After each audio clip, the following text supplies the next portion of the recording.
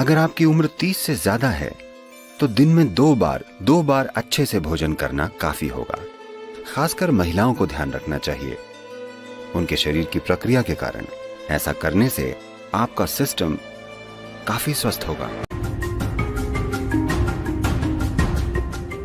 अगर भोजन की बात करें, सबसे महत्वपूर्ण चीज जिसका आपको ध्यान रखना चाहिए वो ये है, किसी दिन जब आप कोई भोजन खाते हैं, चाहे आप जो भी खाते हैं, आपको ध्यान रखना चाहिए कि वो भोजन कितनी जल्दी पचकर आपका हिस्सा बन जाता है।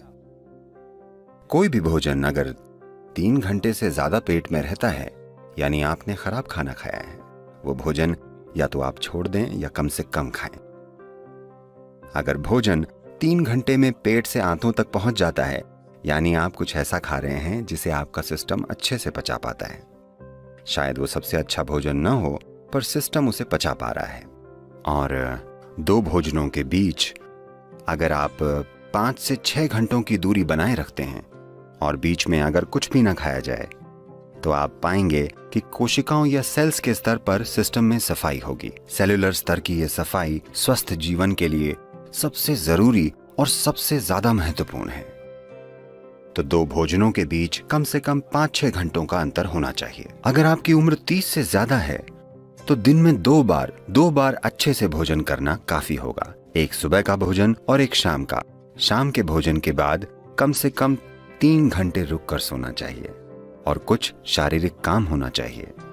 जरूरी नहीं है कि बहुत भारी या जोरदार गतिविधि हो, बस थोड़ी सी सैर या शायद थोड़ा सा डांस या ऐसा कुछ।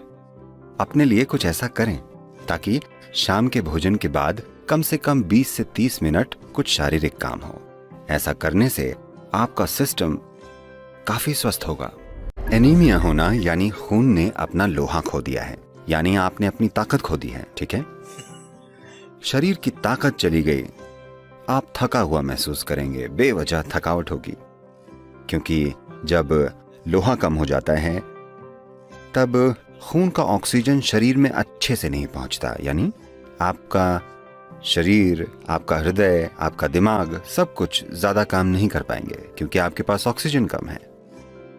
तो खून में ऑक्सीजन की मात्रा को बढ़ाना एक जरूरी चीज है, क्योंकि शरीर की सेहत, उसका खुद को आसानी से जीवंत करना, इसके लिए खून में ज्यादा ऑक्सीजन होनी चाहिए और यह क्षमता कम हो जाएगी।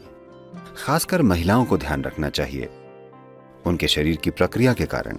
उनमें हीमोग्लोबिन की कमी हो सकती है, जिससे खून में ज्यादा ऑक्सीजन नहीं समा पाएगा और बेवजह वो थक जाएंगी।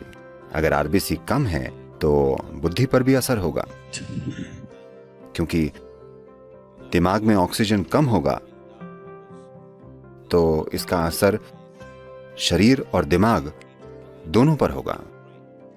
तो इससे बचने का एक सरल तरीका है, रोजाना हल्के गर्म पानी में थोड़ा शहद मिलाकर पीना। रोजाना ऐसा करें, इससे धीरे धीरे आरबीसी की मात्रा बढ़ जाएगी। खून में ज्यादा ऑक्सीजन होगा तो अचानक ज्यादा ऊर्जा महसूस होगी, अचानक सब सक्रिय हो जाएगा, शरीर का कायाकल्प होगा, मृत कोशिकाओं की जगह नई कोशिकाएं पैदा होंगी। जो जड़ता आप अपने शरीर में और अपने मन में महसूस करते हैं वो बहुत कम होने लगेगी।